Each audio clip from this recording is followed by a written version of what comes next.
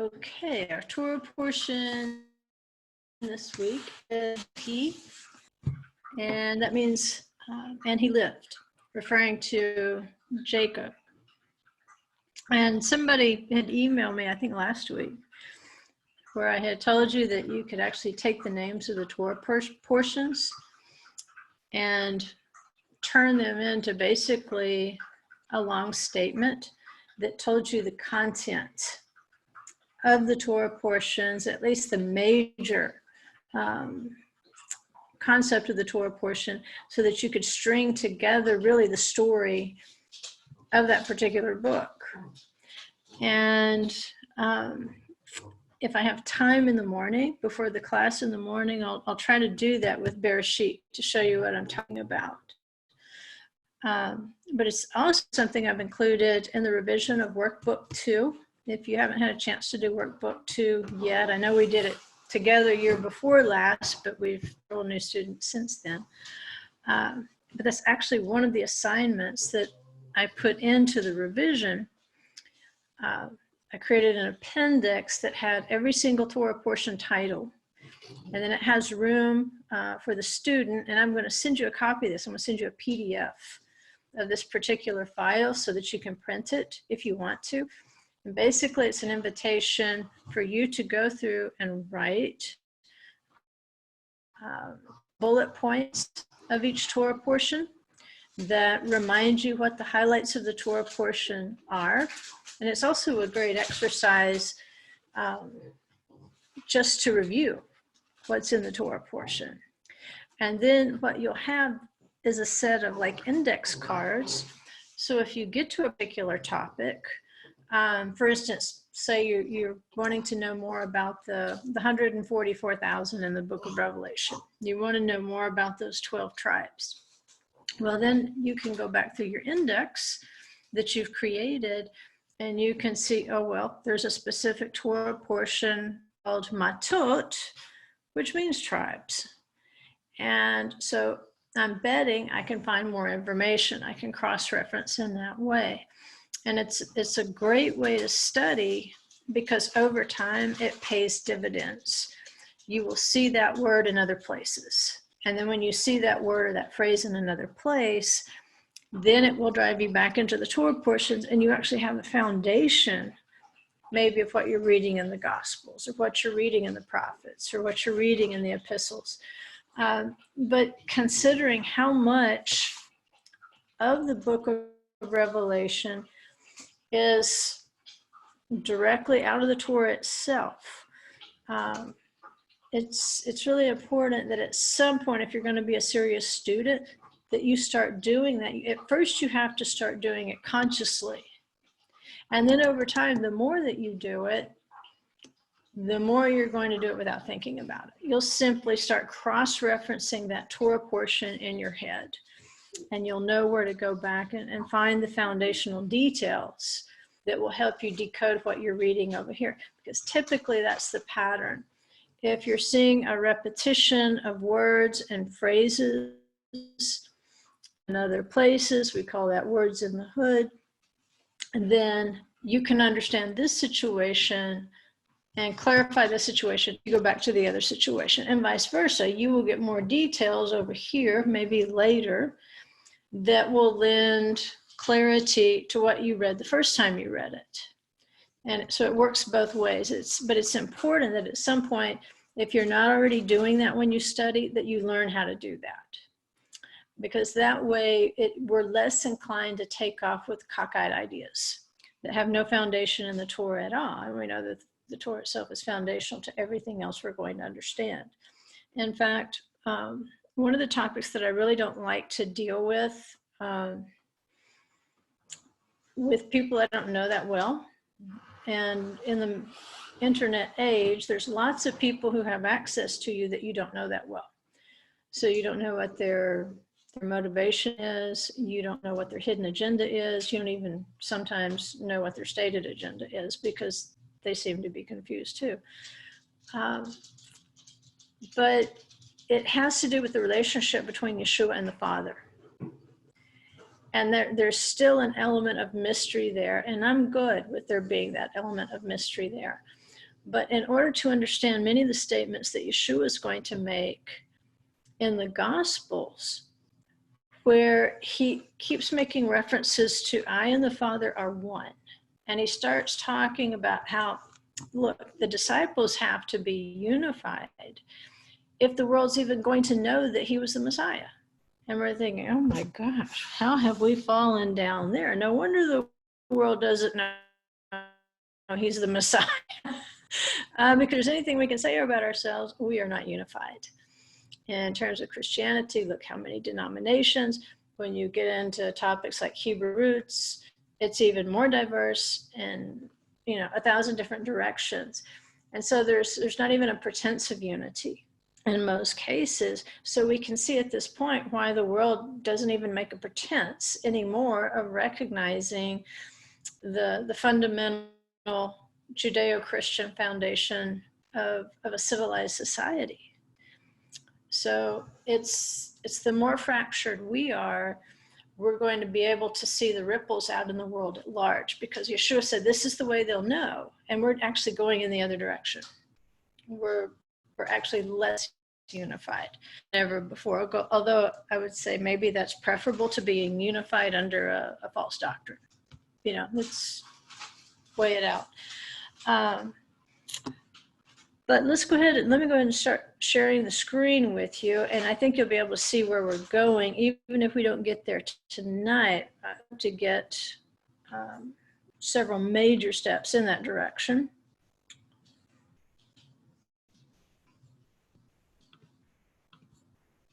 And it's going to take us in a strange direction, frankly. When I started the study yesterday,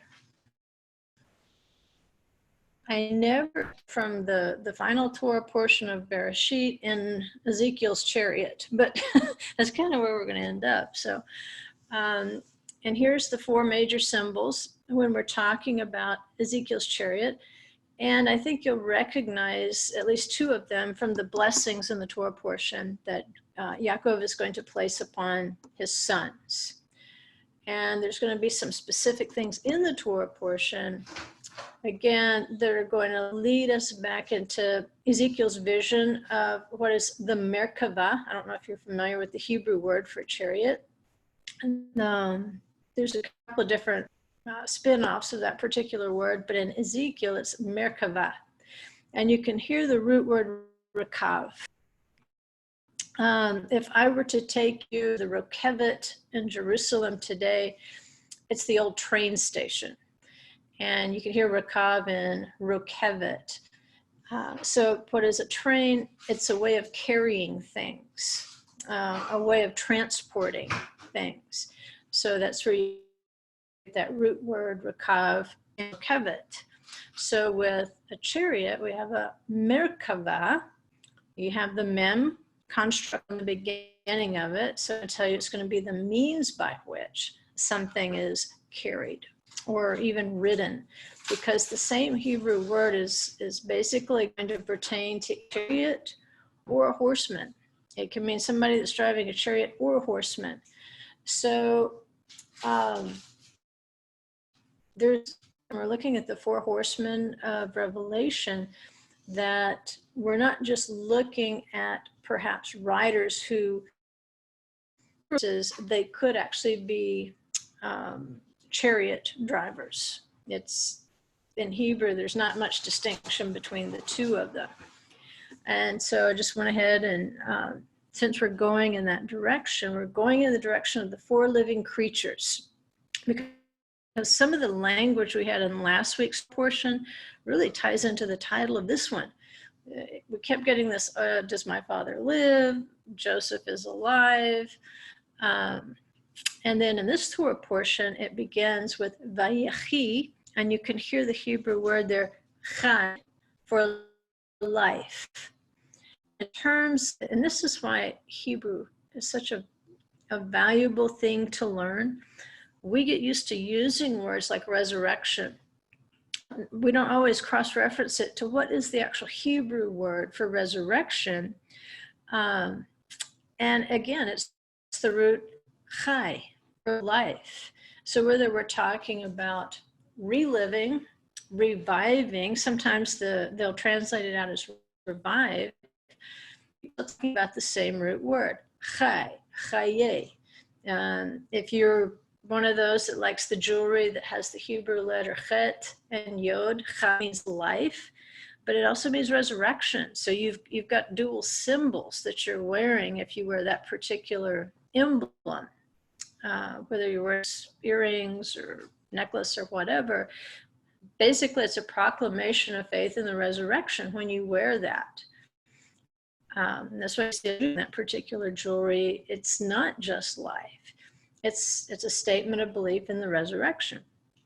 You know, we might differ on who we believe the resurrection is, but nevertheless, as we're looking at these living creatures, and these blessings are going to have elements that include some of the living creatures, the lion, the ox, and there's also the eagle, even though it's a reference to the eagle later as the tribes are camping under the banners and so forth, the eagle will come into play.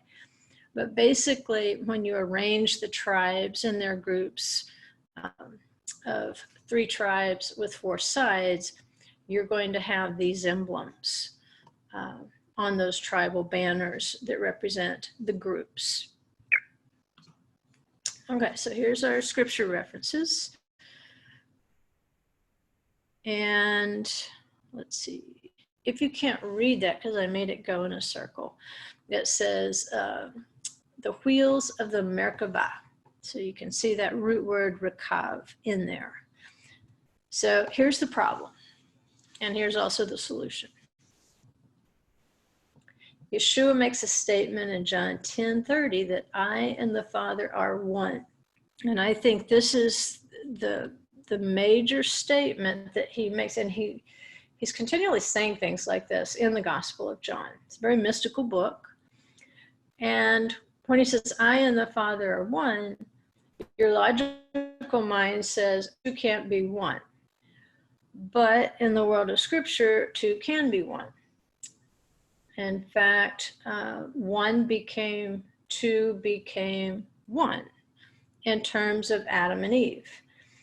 There was an idea of a unified being. There was a splitting apart of being, and then the putting back together, where, you know, it talks about how a man will leave his father and mother, and he will cleave, or actually stick to his wife, and they will become one flesh. So even though they are 2, they are 1. And that's a statement that typically when you talk to Orthodox Jews, that's the thing they're going to stumble over, is the idea that a human being could be one with the Father.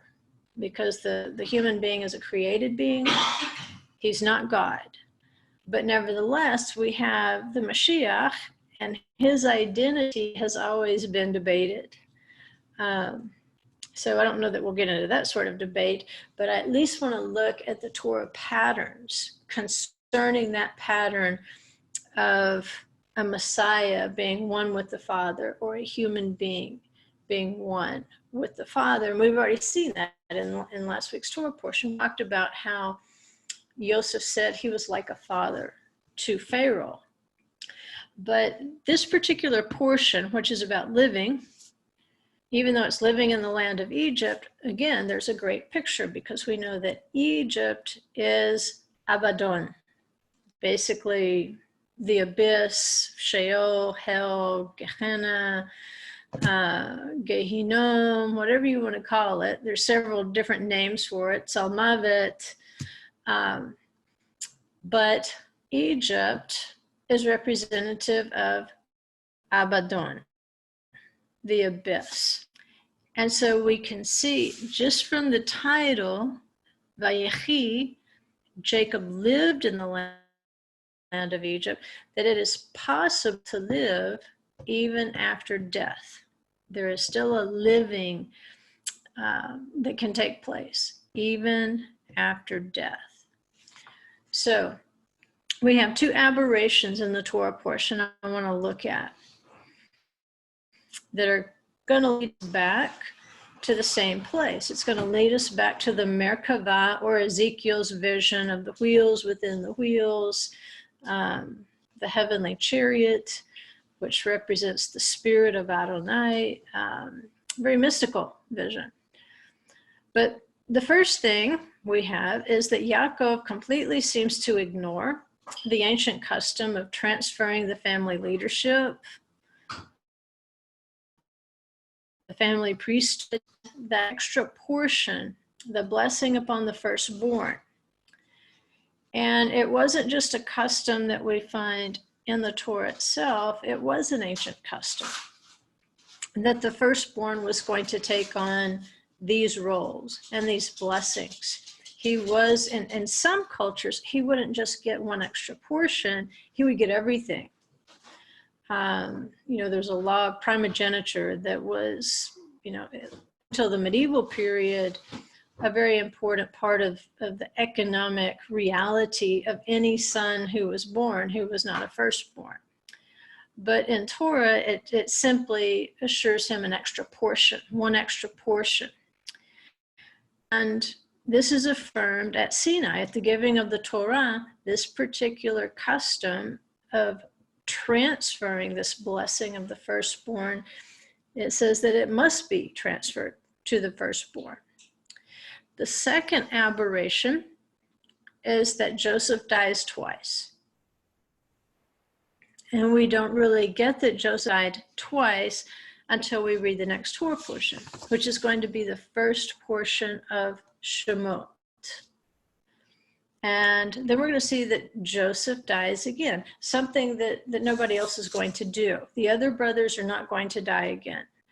But there's going to be a record of Joseph's death in this Torah portion, in Vayechi, and lived. And then there's going to be a record in the next Torah portion, Shemot. Both of them stating that Joseph died. And that's going to be an aberration. Like I said, it's not going to be said of any of the other brothers. So let's look. Remember, a lot of times when we see the patriarchs doing things that are questionable, we'll realize that, yeah, we should have questioned that, because later when the Torah itself is given, it's as though what is given at Sinai is to rectify or to clarify or to make right what one of the patriarchs did wrong. And this seems one of them. Although in this case, we don't know that Yaakov can plead ignorance, because he states, in the blessings, he recognizes that Reuven is the firstborn. He knows he should receive the double portion. He knew the structure of this custom when he was going through his issues with Esau. He knew about the birthright, and he knew about the blessing. And so part of one of the things that's going to characterize Yaakov's story is his struggle with this very issue, with the birthright and the blessing. And so since it was such a huge part of his life, it's kind of strange that it pops up right again here, just before his death. But here's how the Torah clarifies the issue. In Deuteronomy 21:15, it says, if a man has two wives, the one loved and the other unloved, and both the loved and the unloved have borne him sons, if the firstborn, and here's a word I want you to learn if you don't already, bekhor, bekhor. If the firstborn, bekhor, son belongs to the unloved, then it shall be in the day he wills what he has to his sons, he cannot make the son of the loved, the firstborn, levakel, before the son of the unloved, who is the firstborn, bekhor. But he shall acknowledge the firstborn, bekhor, the son of the unloved, by giving him a double portion of all that he has, for he is the beginning of his strength. To him belongs the right of the firstborn, bekhorah. So even here in just a couple of verses, we can see this repetition of a word. And that word's going to be very important because we're going to focus on the specific letters that form bekhor, the firstborn. So what we see is the Torah given at Sinai through Moses, he's not just giving us this general rule like, oh, by the way, it's a very specific rule, and it's very specifically keyed to Yaakov's language. It's very specifically keyed to the narrative of Rachel and Leah and their interaction with Yaakov when they were first married. When there's this rivalry where Leah knows that she's unloved, and we know that he loves Rachel. So we're not just getting this general rule. This is very specific. In Genesis 29:31, it says, now the Lord saw that Leah was unloved, and he opened her womb, but Rachel was barren. Leah conceived and bore a son and named him Reuven, for she said, because the Lord has seen my affliction, surely now my husband will love me. So we have the exact situation. Yaakov even acknowledges it. He knows what he's doing. This is not, oh gee, I didn't know any better. He believes that somehow Reuven's behavior, like Esau's, caused him to forfeit the blessing. Now, he willingly gave her it. He wasn't wanting to give up the blessing. He wasn't wanting to give up the loot, the stuff. But he certainly didn't want the obligation, which is the birthright. And so here's what Yaakov says to Reuven. He says, Reuven, you are my firstborn, bekhori, my might, and the beginning of my strength, preeminent in dignity and preeminent in power, uncontrolled as water. You shall not have preeminence by your father's bed. Then you defiled it. He went up to my couch. Of course, we've had discussions before about the rabbinic viewpoint of what actually happened there in terms of moving the bed. But, let's just take it at face value. There was a disrespect in Yaakov's most intimate place, his bedroom. So instead, even though he's acknowledged that Reuven is the firstborn, he transfers the kingship to Yehudah. We know that later the priesthood will fall to Levi, but Yaakov actually predicts it when he talks about Shimon and Levi are going to be scattered among Israel. That's exactly what happened to the Levites.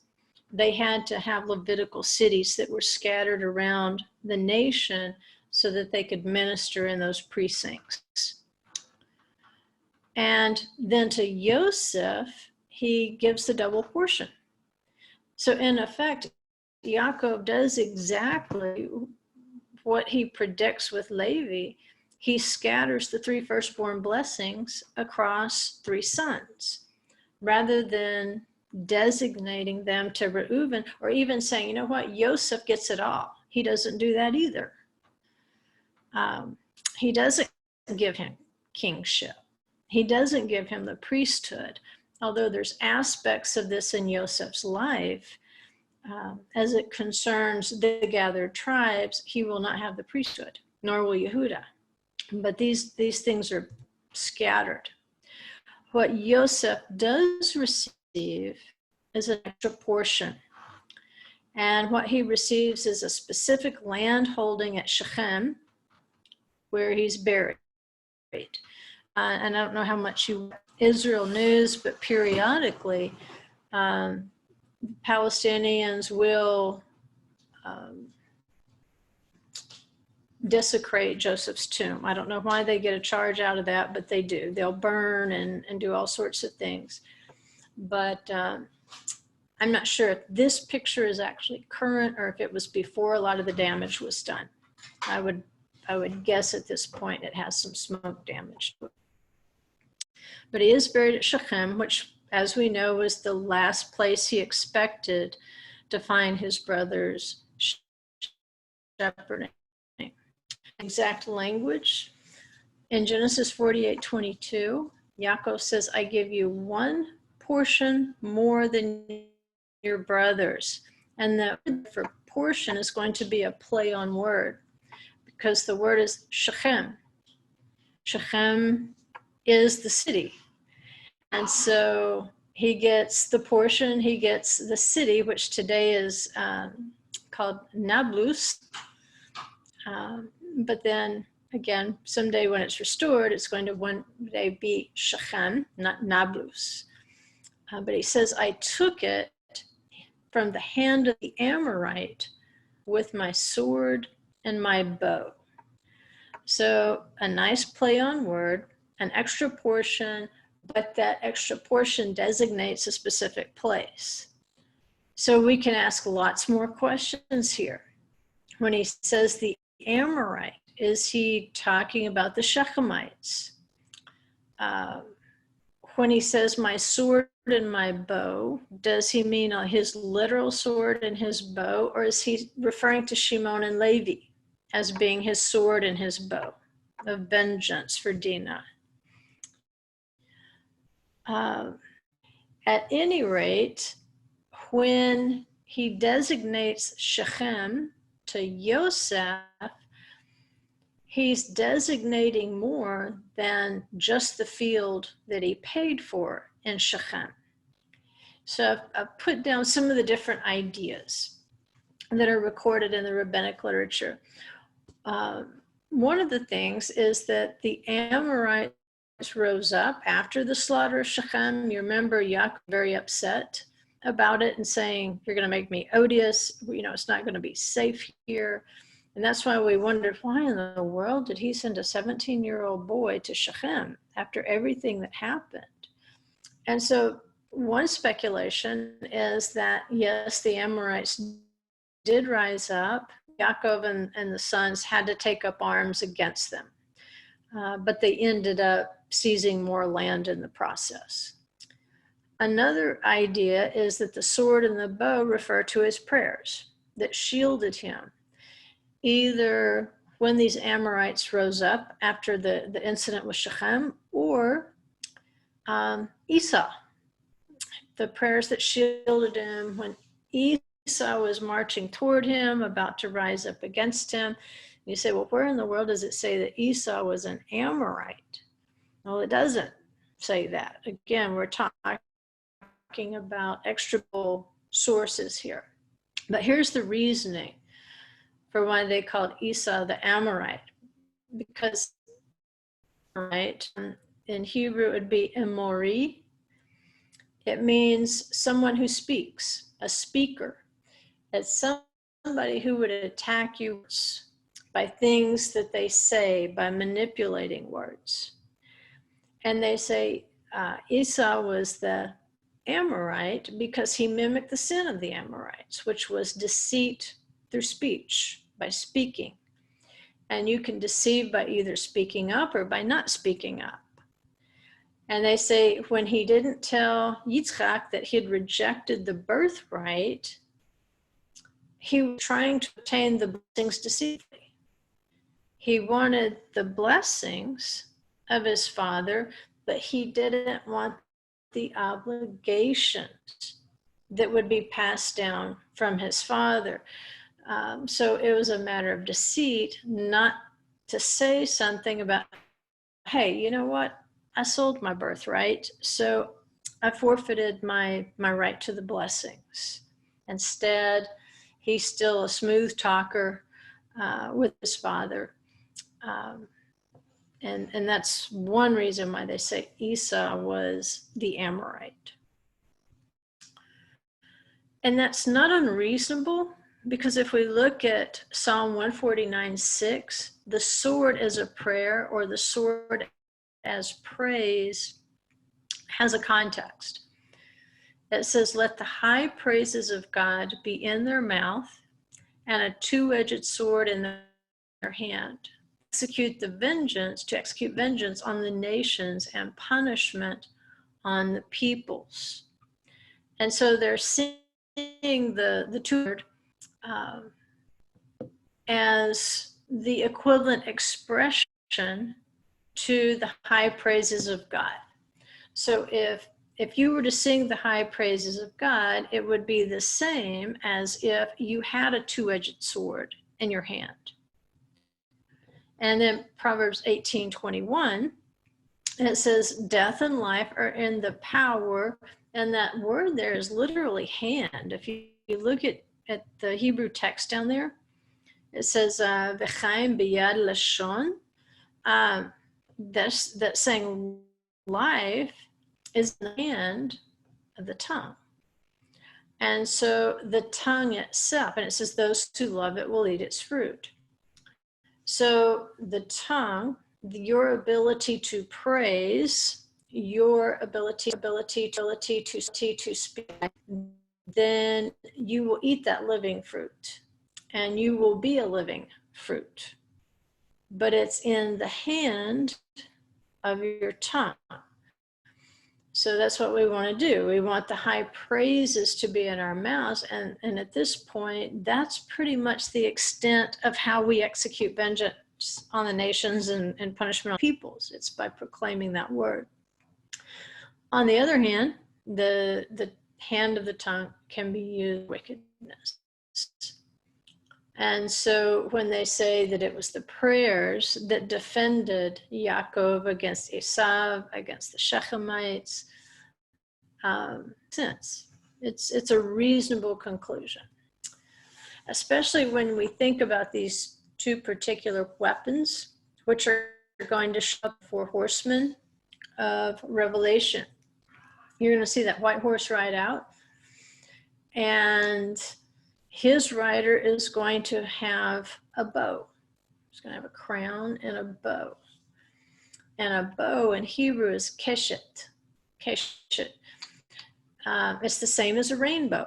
A bow is a weapon, and a rainbow, and they're the same word, keshet. And in terms of the rainbow or the keshet, it's going to represent the seven spirits of Adonai, because there's seven colors in the rainbow. All the rainbow does is it takes light, it refracts it through drops of water, and then to the human eye, we see color.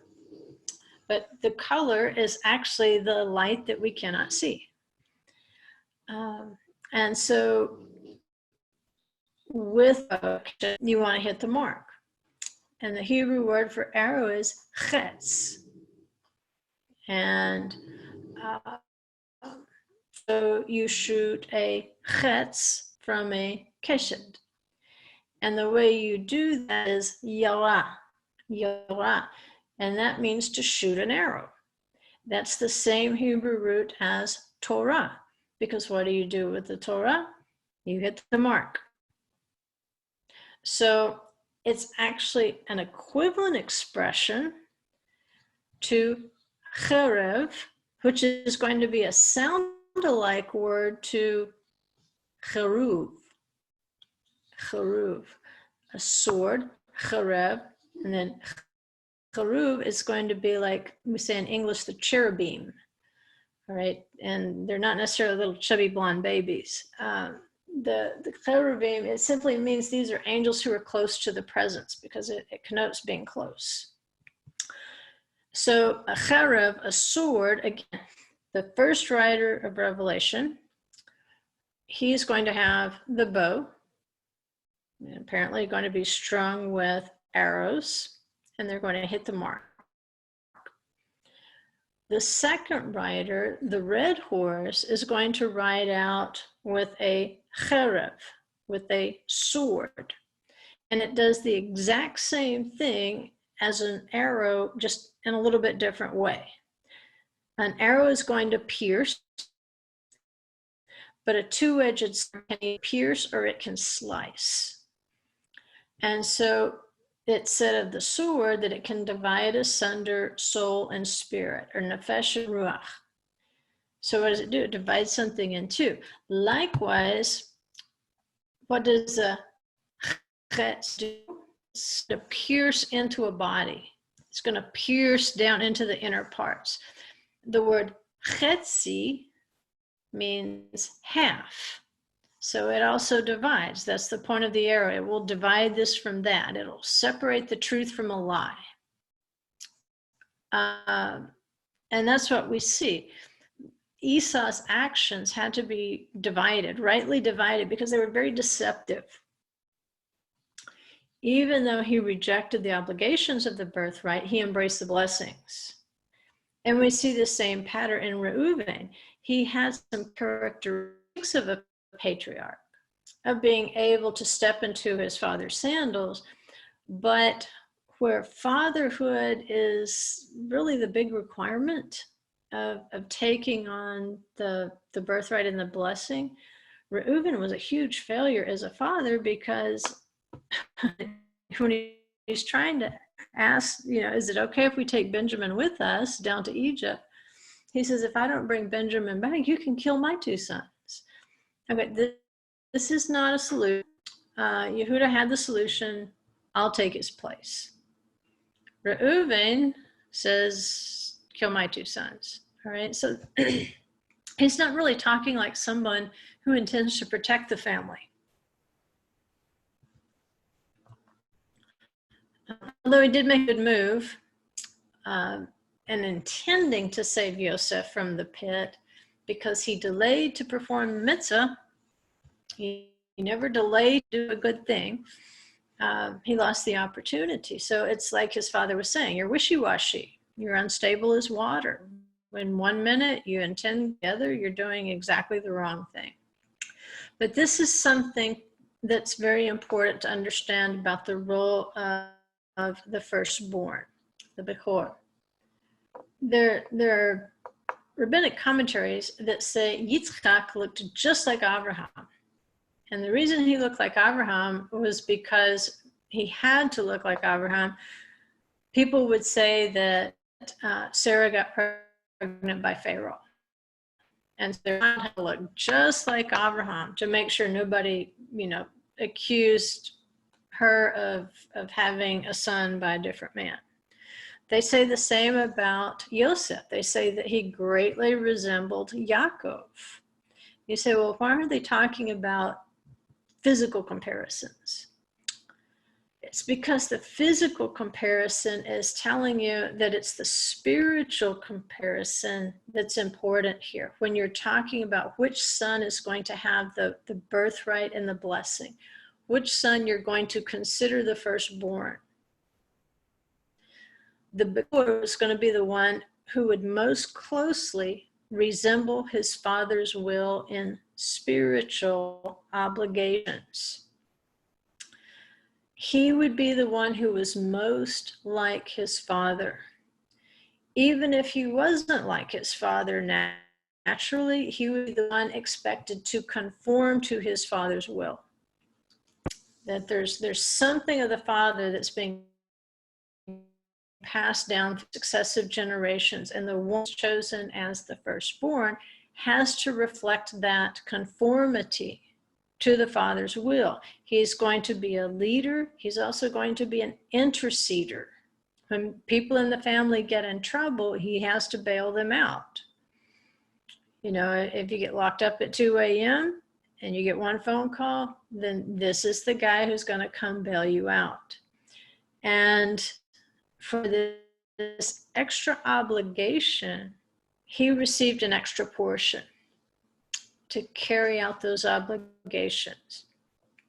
So let's think of Yeshua in that mold as being the first fruit. And it's something that's important to remember, because we have feasts where you could either bring first fruits. We have first fruits of the barley at Pesach. We have the first fruits of the wheat at Shavuot. And then at Sukkot, you can bring in, obviously, on a personal level, you can bring in your tithes. But for a first fruit, it's different from your tithe. A tithe is going to be 1/10 of your crop, and it's going to fall in specific years, specific ways. But a first fruit is a different sort of creature here. It's going to be that first appearance. And it does represent, you know, similar to a tithe, it's going to make everything else holy. But that first fruit doesn't just resemble what will come after. The first fruit also has this connotation of resembling what has gone before, from the crop that went before the first fruit. This is an accurate representation of what has gone before. So if we think of Yeshua, he's called the first fruit, or the firstborn from now dead. There is mavet. And it's interesting how the pronunciation changes. In the verb form, you would say met.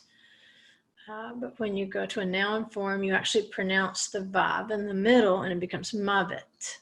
And you've heard this before if you've ever sang, the Lord is my shepherd. And he says, yea, though I walk through the valley of the shadow of death. The shadow of death there is sal mavet. Sal meaning shadow and mavet meaning death. So Yeshua is a first fruit from the dead. Right? So what does that mean?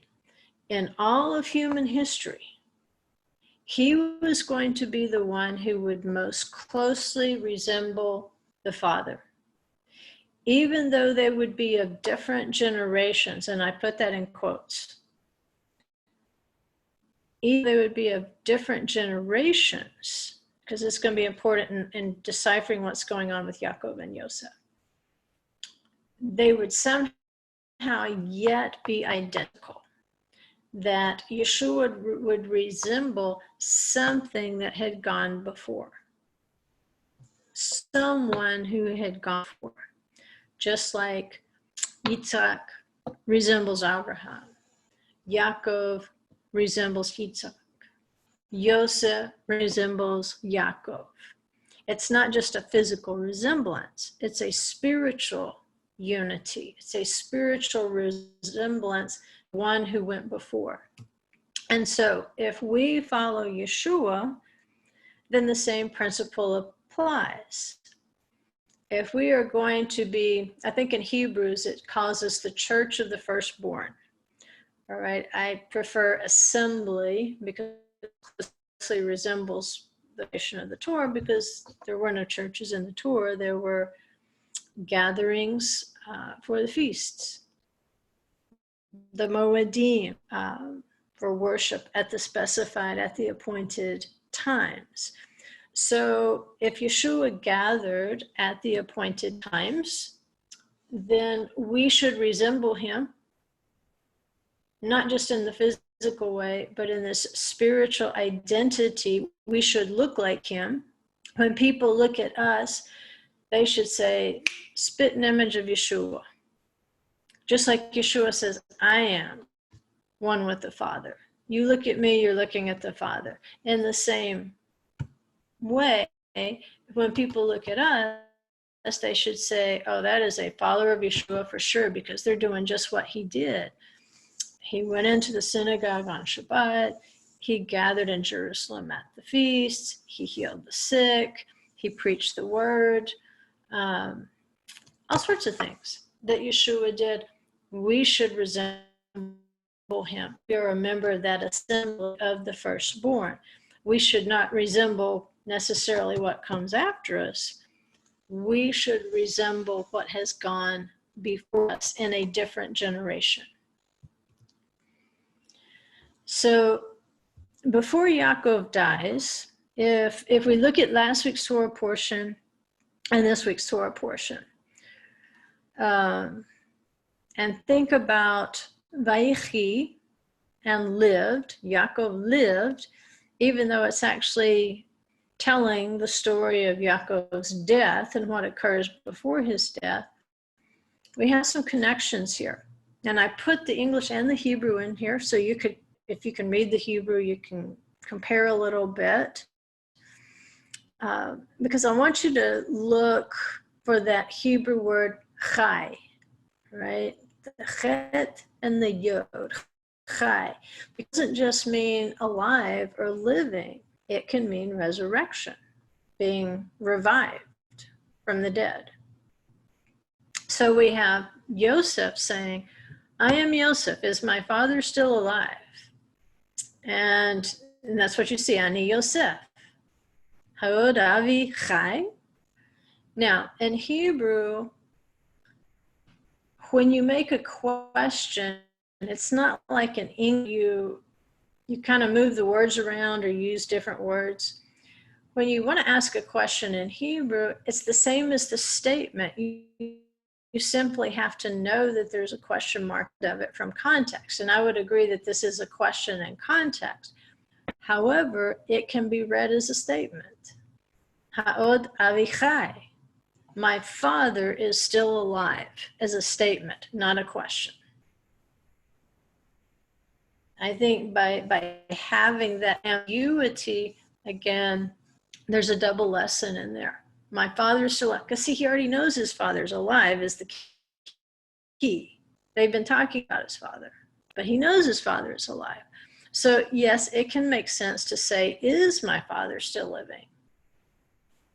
But it makes more sense for him at that moment to make an exclamation, my father still lives. And they told him, saying, this time the brothers are talking to Yaakov. They told him, saying, Yosef is still alive. And they say, Od Yosef chai. Maybe you've sang a song before, Am Yisrael chai. Am Yisrael, Am Yisrael, Am Yisrael chai. Okay. Israel still lives. They thought we were dead, but we're living. And that's what they say about Yosef. Od Yosef chai. He's still alive. And when he hears this, it says, the spirit of their father Yaakov revived. And there again, it's that beautiful expression. Although it's in a different verb form. It's vatachi, but it's the same. You can see the chai in the Hebrew. And lived the spirit of Yaakov, their father. And it says, my son Yosef is still alive. Od Yosef b'ni chai. He says, I will go and see him before I die. Amut is the word for die there. Right? That's where we get mavet, except the pronunciation of the Bab changes. So you can see in a very short piece of real estate, we have a lot of living going on. And then the name of the Torah portion itself is Vayechi, and lived. Yaakov lived in the land of Egypt, which tells us that we can die and still be alive. Od Yosef chai. Ha'od avi chai. It's Od Yosef b'ni chai. It's this repetition that tells us, oh yeah, I'm supposed to pay attention to that. It's important for me to know that even if you're in Egypt, even if you were thought dead, that your spirit can revive. Your spirit can resurrect. So again, this is a message of resurrection. Now, here's where we see Yosef getting this extra portion in Genesis 48:5. Yaakov says, now, your two sons who were born to you in the land of Egypt before I came to you in Egypt are mine. Ephraim and Manasseh shall be mine, as Reuven and Shimon. Right? So he makes a comparison so that there's no mistake. The two firstborn in order are Reuven and Shimon. So he says, in the same way that my first two sons are mine, Ephraim and Manasseh are now going to be mine. And what does that do? That takes Yosef's portion and it adds another portion to it, because now he has to portion land not to one tribe, Yosef, now he has to portion. Ephraim is going to take that role of firstborn for Yosef. There's going to be a switch there. But now Menashe is going to have an extra portion because you've added an extra son. And so Yaakov doesn't just pass on this extra portion in the land, Shechem, a territory. He actually passes on extra tribal territory because he adds a son. These two come to be called the house of Yosef. They are two, but they are one. They're one house, but they are two tribes, and they get two portions in the land. And then eventually, of course, Yaakov passes away, Yaakov dies. And even though Yosef is never going to go back to the land of his father, not to live, he's going to have that land that won't be taken away from him, like passed on to his descendants, that extra portion. So again, we see Yaakov apparently intentionally violating the rules of the firstborn. And what we have here is an anomaly. Remember I said Yosef dies twice. Well, in Genesis 50:26, it says, so Yosef died at the age of 110 years, and he was embalmed and placed in a coffin in Egypt, which that's kind of a play on words. Once you recognize that Egypt is symbolic of death, at any rate, what we notice here is that Bereshit, which is the book of the mothers and the fathers, the matriarchs and the patriarchs, and literally that's what it's about. If you think of how Bereshit begins and how it ends, you realize this is a book of mothers and fathers. But then with Shemot, Shemot means names. All right, and it's basically the accounting of the generations of Yaakov. So there's a transition. The book of the mothers and the fathers is going to end. And then next week in Shemot begins the book of the children, the book of the descendants. And this is how we know that Yosef dies again. Because even though our Torah portion records that he dies and is buried in a coffin in Egypt, Exodus 1:6, next week, it says, Yosef died and all his brothers and all that generation. All right, we have a problem here. Yosef's repeated, whereas none of his brothers are named in that particular sentence. Right, it says Yosef died and all his brothers. He's being set apart again, which remember, that was part of his blessing, is that he was going to be set apart from his brothers because he had been set apart from his brothers all his life. And then it says all that generation, right? Everybody that, except there was a survivor. We know Miriam born on the border, but I think it was Sirach, one of the daughters of Asher, that actually seemed to have lived on for an extended period. But we have a first generation in Egypt that eventually they're all going to pass away. So our question is, why does it single out Yosef to tell us that Yosef died specifically when it has already told us in a previous Torah portion that he died and was buried? He's the only one that's singled out, recorded dying twice. But we have to remember that there was something about Yosef that everyone noticed except for his brothers. And this is interesting because Yeshua made a similar statement, that, pride is not without honor except in his own country.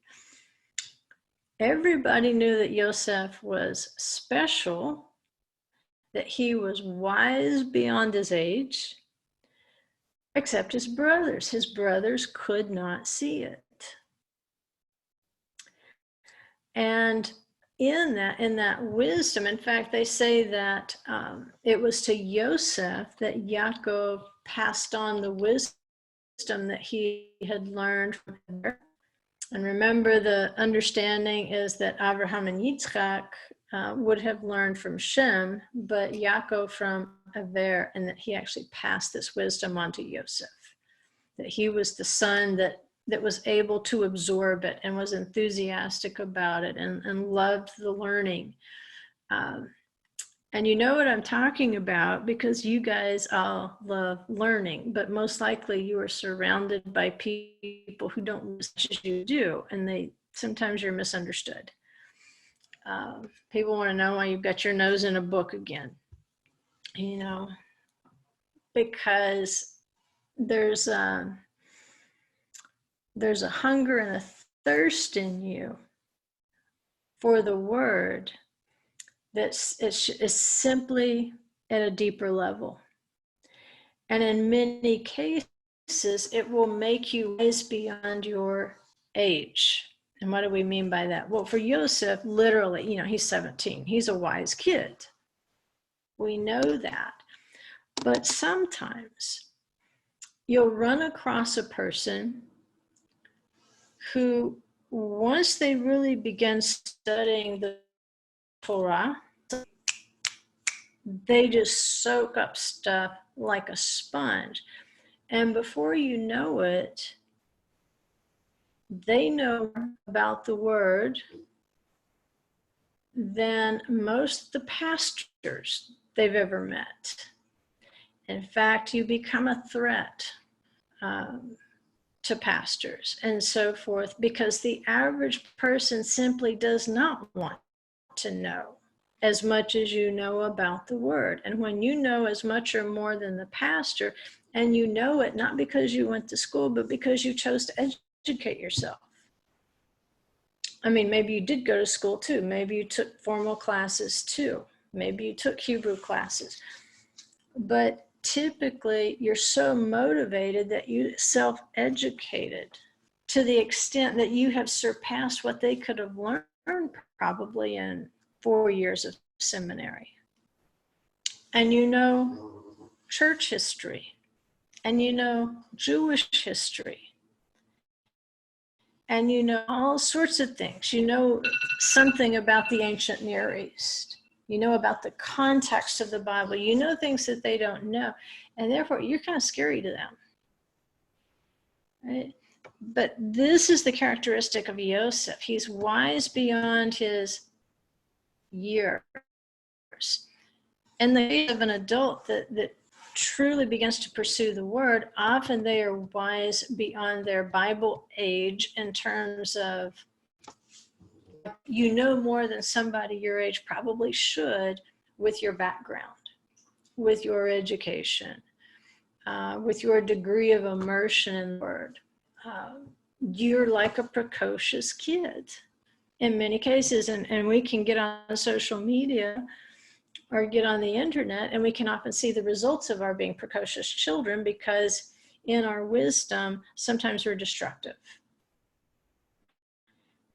That we don't always have experience in that word that matches what we know about that word. And then like Yosef, he can be promoted to a position because he is wise beyond his age, but then his inexperience in it leads him into these traps, like going into the house with Potiphar's wife. Nevertheless, his wisdom was remarkable. And while it was annoying to his brothers, it was beneficial to others. There was a connection between, and it's a mystical connection, that Yosef is going to have with Avraham, Yitzchak, and Yaakov. And that's why we want to pursue this thing about, when we get in tomorrow's lesson, about the chariot and Yosef showing up in that chariot in a weird way. But here's a text that's going to hint at what it is that's setting Yosef apart from his brothers. And this is in Genesis 37:2. It says, these are the records of the generations of Jacob. And then it goes into a story. It doesn't really tell you the records of the generations of Jacob. I mean, you think you're about to get a long list with a bunch of people who died and how long they lived before they died, or who was the son of or the daughter of or something. Instead of getting a record of the generations like that, you get the story of Joseph. You get the longest story in the Bible, basically, of one person. Yosef, when 17 years of age, was pasturing the flock with his brothers while he was still a youth, along with the sons of Bilhah and the sons of Zilpah, his father's wives. And Yosef brought back a bad report about them to their father. Okay, notice again, whereas in Shemot, it says that Joseph died and his brothers and those of that generation. The same thing is being done here at the beginning of the story. It's singling out Yosef among the generations. There's something unique about Joseph that we have to pay attention to, or we might miss the whole point of the story. And it goes so far as to not even name the sons of Zilpah. It's just going to refer to them as brothers and call them sons of their mothers. It's interesting that it says the generations of Jacob. All right, that's plural, it's not singular. There's a connection with Jacob and Joseph that is going to span generations. Even though Yosef is going to be a new generation, there will be something that ties him back to previous generations, to Avraham, Yitzchak, and Yaakov. Remember, he's wise beyond his years. He's wise like a much older man. The texts tell us that Yosef was still a youth, but he's very precocious. He's noticing things that an older person would. And so, in essence, he's taken on the role of his father. He starts acting as an extension of his father, trying to shepherd his brothers. And then he's reporting back to his father. He's that close. So we see it as a tattletale, but we also have to see it that his father's will is extended into Yosef, because Yosef sees something like, Dad wouldn't like you doing that. We don't know what they were doing with the sheep, but there was some sort of mismanagement of the sheep. Yosef notices and he takes the bad report back. All right. And when kids do that today, we call them tattletales, because typically that's your motive for the tattling. In other words, there's a payoff for the tattling. But in Yosef's case, I wouldn't guess that that's his motivation, like to make Daddy love more, because we're pretty sure Daddy already did. And does he want to tattletale and make sure he maintains that stature and that status with his father? I don't know, maybe. But I think when we get to the end of this, you'll agree that most likely he is acting that way because he's acting like his father would act in that situation, expressing the will of his father. And we'll finish up here with Yosef's wisdom. It says in Genesis 37:3, it says, Now Israel loved Yosef more than all his sons, because he was the son of his old age, and he made him a varicolored tunic. And we looked at that tonet pasim in another lesson. But there's a problem with this English interpretation. And that's why I put the Hebrew in there, so you could see what I was talking about. That interpretation of he was the son of his old age, as we look through the list there, we realize that there's women having sons right in the same time period. So he has other brothers close in age. So we can't say that he's literally the son of his old age without also saying that about some of the other brothers. And if you want to call one of them the son of the old age, it's going to have to be Benjamin, who was the last son. That's the son of his old age. Benjamin's already alive at this point. So translating that, maybe there's another way of looking at it. And so Onkelos translates Zekunim as wise. And so in his translation, it's going to say Yosef is a Ben Zekunim, a wise son. And that makes more sense in context. He loved him because he was a wise son. He was that son that was soaking up that wisdom of the patriarchs who had gone before, of the fathers who had gone before. And here's more reasons why it makes sense. First of all, Potiphar notices Yosef's wisdom and promotes him also as an extension of himself. He says the only thing he couldn't have was his bread, which the sages say is a euphemism for his wife. He gets thrown into prison. The prison administrator notices Yosef's wisdom and promotes him. And then he goes and he talks to Paro. And Pharaoh marvels at Yosef's wisdom. He says, now let Pharaoh look for a man discerning and wise and set him over the land of Egypt. And then Pharaoh said to his servants, can we find a man like this in whom there is divine spirit? So Pharaoh said to Joseph, there is no one so discerning and wise as you are. You shall be over my house, and according to your command, all my people shall do homage. Only in the will I be greater than you.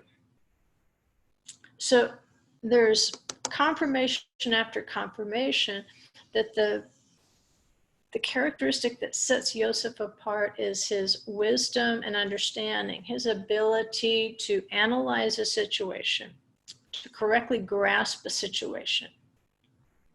So much so that continually in his promotions, it's as if he is an extension who promotes him, just like he was functioning as an extension of his father. And here's where we'll stop here on this slide. Here's another clue.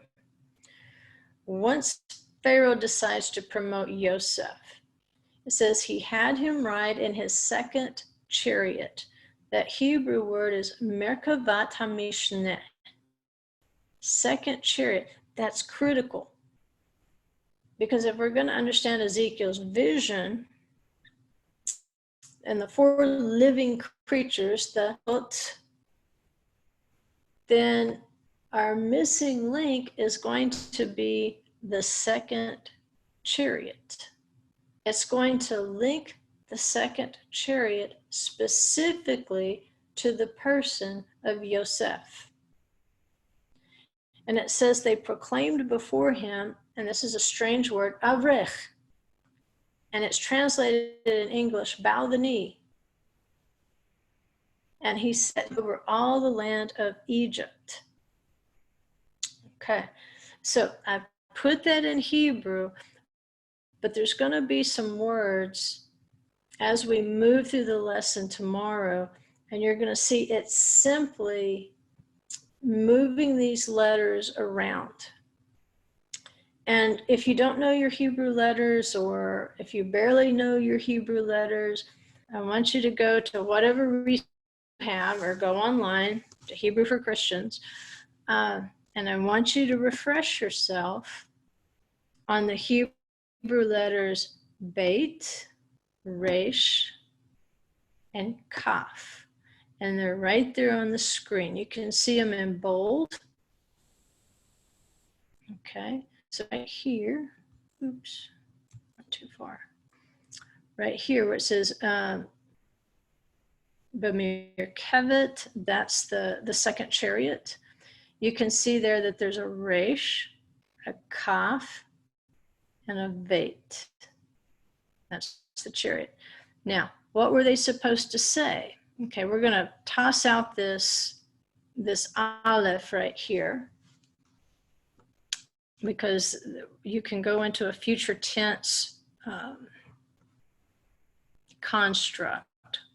We want to look at the root, which is veit, resh, and then the kaf sofit. This letter right here on the end, this kaf, is the same letter as this one right here, the kaf for the chariot. It's just that when you see at the beginning or anywhere in the middle of a word, you're going to use the regular kaf. But if it were to fall at the end of the word, it'll turn into a sofit, which is the kaf sofit. So it's got a little bit different construct to it. But these are the same two letters. So it doesn't matter which order you study them. But before you get the recording from tomorrow's class, I want you to be able to recognize the veit, the resh, and the kaf. So scramble them up, move them around. In fact, it's better if you move them around until you learn them, until you can tell the difference. Depending on the font, the Hebrew font, sometimes it's easy to mistake a beit for a kaf, because one has kind of a sharper point and one's more rounded. But it's easy to mistake the two. But those three letters you need to know. Because things are going to get strange in the next lesson when we start talking about this second chariot. There's different translations of what this phrase avrech actually meant. One says you take the av, which means father, and then rech, which is Aramaic for king, and it means father of the king, which we already know. Yosef says, I am like a father to Pharaoh. Remember? Because he was wise beyond his years. Rashi says something very similar. He says it means a father of in wisdom, despite being tender, which is rach, in years. In other words, it means this is one whose wisdom transcends his years. He's smarter than he looks, in other words. He's smarter than his age. Either of those translations is fine with us right now.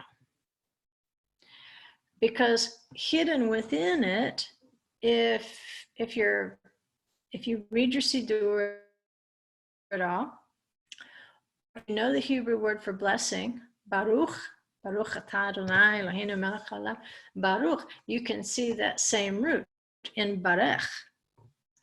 And Barech means the knee. That's where they're getting this English translation of bow the knee, because it has that root in there. You will bow the knee to this person. And again, that's okay if that's what it says. None of these different translations are going to be a problem once you see where we're going. In that case, again, we've got the same root words.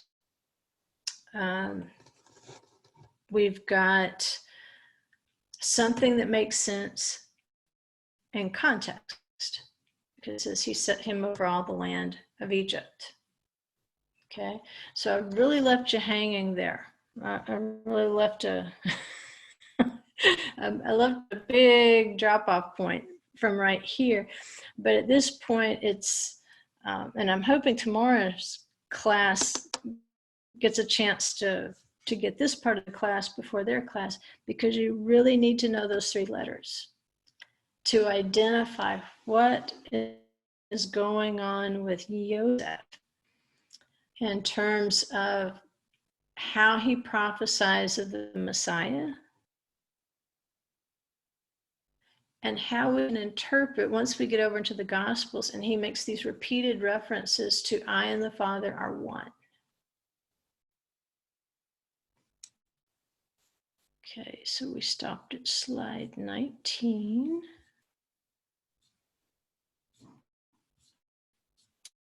That's not too bad.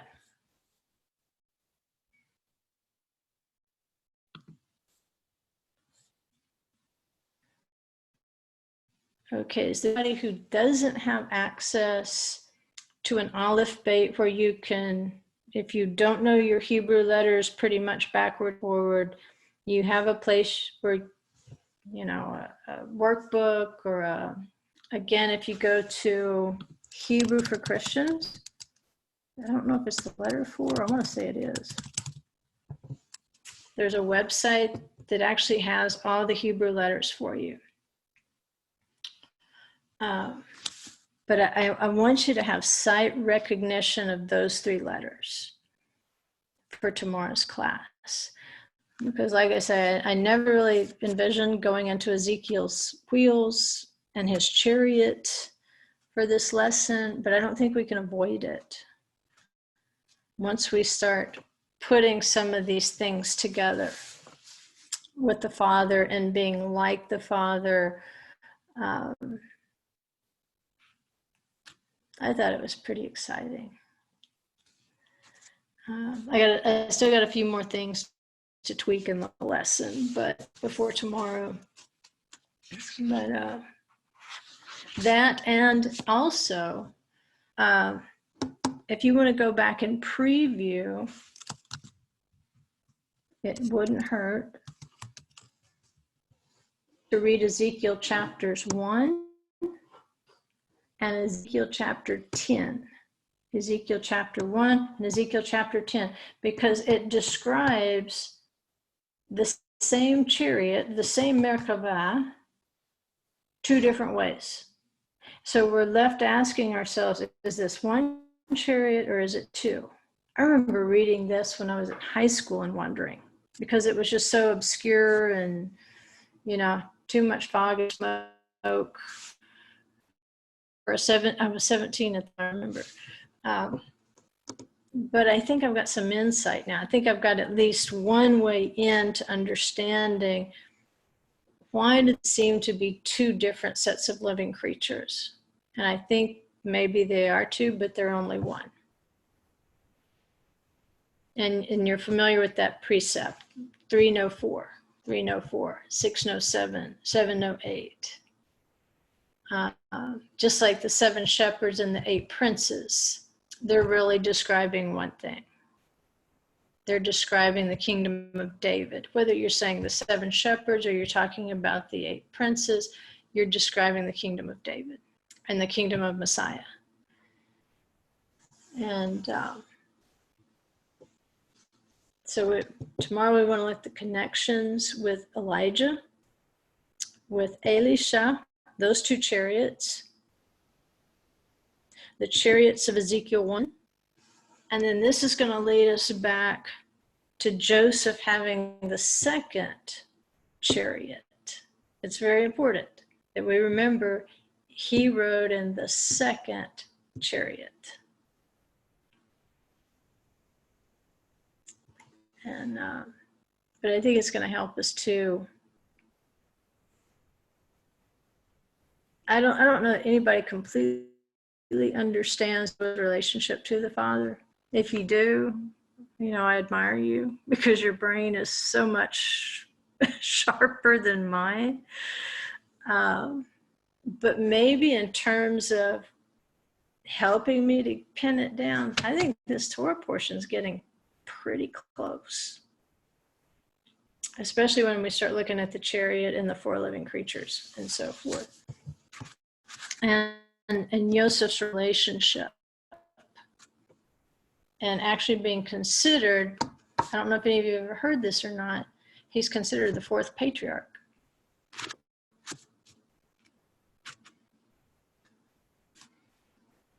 Not named, but nevertheless named in more obscure ways. And he's identified with the willow branch at Sukkot. He's like the 4th of the 4 species in the lulav, because the other 3, they say, represent Abraham, Isaac, and Jacob. But then they say the 4th is the willow, and that's Joseph.